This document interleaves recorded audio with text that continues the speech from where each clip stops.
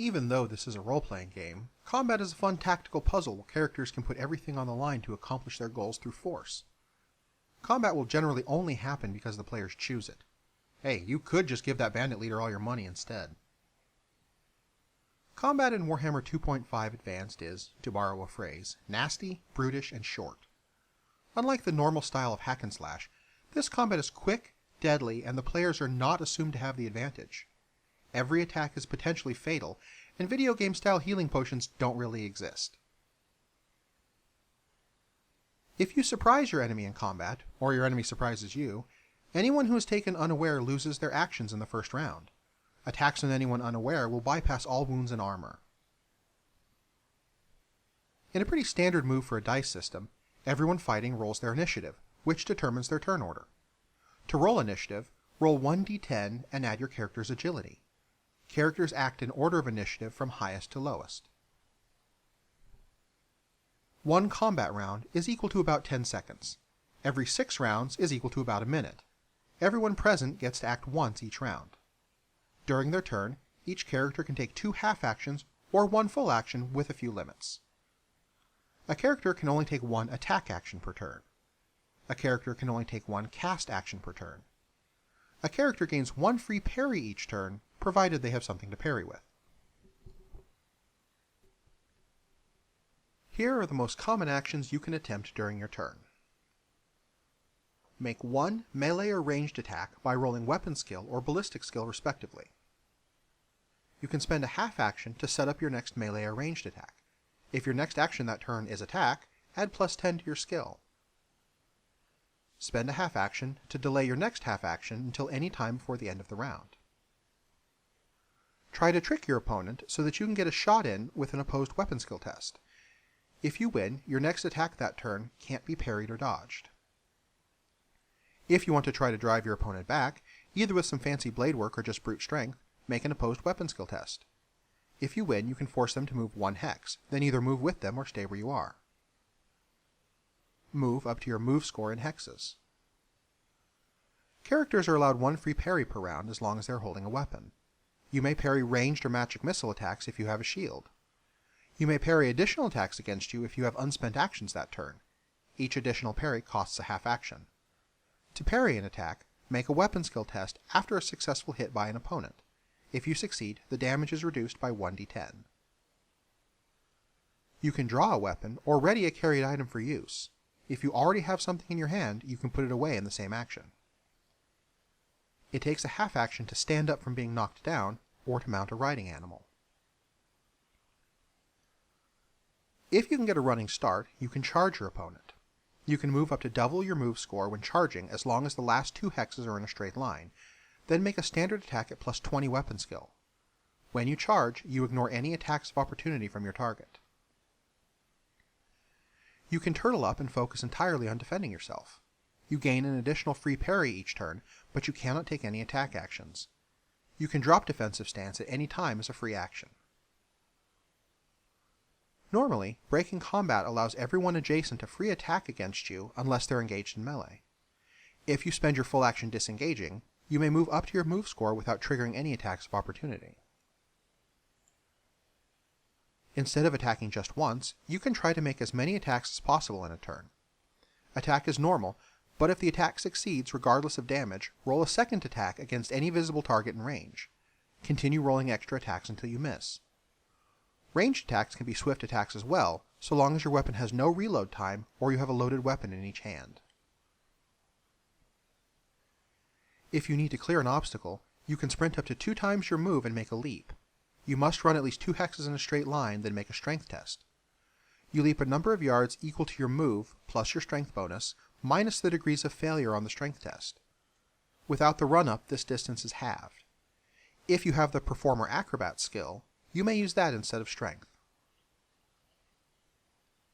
You move up to 3 times your move score. You lose your free parry for the round, but you can dodge 1 ranged or magic missile attack later in the round by making an agility test.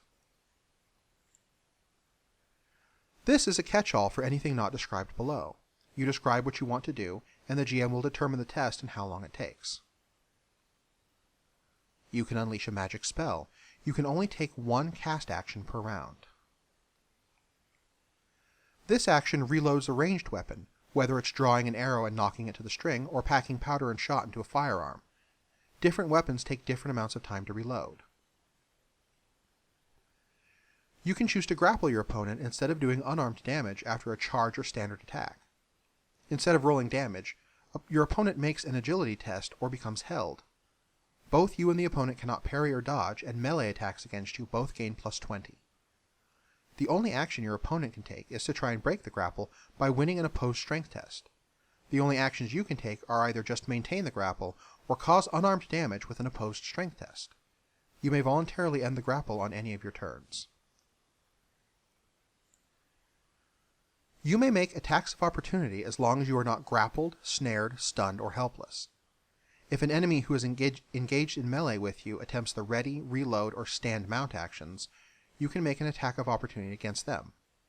You can also make attacks of opportunity if they try to move, run, charge a different target, or jump and leap as long as you are not outnumbered. If you are not engaged in melee, additionally you can make attacks of opportunity against anyone who becomes adjacent to you at any point during a move or run action. To make an attack of opportunity, roll weapon skill. If successful, you deal normal damage and the action fails. Any move actions cause them to stop adjacent to you. There are a few more special actions that can be unlocked if you have the appropriate talent. Refer to your career profile or character sheet for how to use these actions. Many common situations in combat can grant you bonuses or impose penalties. Players should be aware of the situation and claim any bonuses they can. They will certainly need it, and any unclaimed bonuses are lost. Certain attacks and circumstances inflict special conditions on characters. Stunned characters cannot take any actions, and attack against them gain a +20 bonus. Ensnared characters can only attempt to escape their bonds, and attacks against them gain a +20 bonus. Prone characters attack at -10, attacks against them gain +10, their move is halved and they cannot run, and they have to spend a half action to stand back up. Attacks against helpless characters automatically hit and cause multiple wounds. A basic attack sequence goes like this. Roll weapon skill or ballistic skill. If you succeed, the attack hits. Determine hit location. Reverse the numbers on the attack roll to find the hit location. An attack roll of 13 becomes 31, a hit to the right arm. Roll 1d10 and add the damage of your weapon. The target subtracts their toughness bonus plus the armor points from any armor on that location. If the damage is reduced to 0 or less, the attack has no effect. Otherwise, the character suffers an injury with a value equal to the reduced damage. Whenever you roll a 10 for damage, you have a chance to unleash Ulrich's Fury. Roll your attack stat again, or willpower for a magic spell, using all the same modifiers from the first attack. If you succeed again, you cause multiple wounds. Roll damage as normal and count it as a separate hit. If you roll another 10 for damage, you don't have to check your skill again, just keep rolling damage until you get something that's not a 10. Whenever you roll a 1 for damage, except for spell damage, your character fumbles. Roll your attack stat again using all the same modifiers from the first attack. If you fail the second test, roll a d10 and modify it up or down based on the craftsmanship of your weapon to determine what happens. Your character won't usually die just from taking one hit, and you can take precautions to make this less likely. Everyone gets one free parry around as long as they have something to parry with. Characters with the dodge blow talent gain one free chance to completely avoid an attack each round. Characters who are naturally tough can shrug off damage that would kill a weaker character. Whenever you take damage, you subtract your toughness bonus from the result. Wearing armor is another good way to keep your insides where they belong. Each piece of armor has a number of armor points and covers a specific location. Whenever you get hit on that location, subtract the AP value from the damage along with the toughness bonus. Armor comes in 3 basic types: light, medium, and heavy, each offering increasing protection but also incurring penalties to agility and move. Furthermore, many types of armor can be layered to add their value to the total. A character can wear one piece of light, medium, and heavy armor on the same location. For example, you can wear a gambeson under your mail shirt and strap a breastplate over that for a whopping 5 armor points. Armor isn't invincible though. anytime a character takes an injury, is hit with Ulrich's Fury, or suffers an attack that deals 7 damage after subtracting armor and toughness, the top layer of armor has a chance to break, based on its craftsmanship. Most characters will start with 1 or 2 wounds.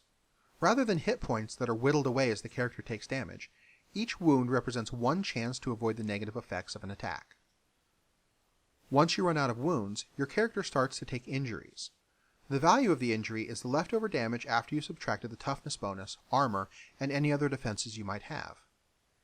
Whenever you take an injury, roll D100 and have your GM consult the table for the effect. Effects range from 1 to 10, with 1 being a minor inconvenience and 10 being immediate death. If you don't have any injuries, your character will heal naturally. At the beginning of each day, make a toughness test. If you succeed, gain back 1 lost wound. A character with the heal skill can also restore 1 wound to a wounded character each day. If you have injuries, you need treatment before you can begin to heal. Treatment is a healing test with a penalty based on how bad the injury is. Once your character is on the mend, they need to heal each injury as though they had negative wounds equal to the injury's effect. Carl, a soldier, is walking down a road where 2 bandit outlaws have set up an ambush. Carl has 33 perception and rolls a 27. The bandits each have an effective 45 stealth given the terrain, and roll an 11 and a 42 respectively.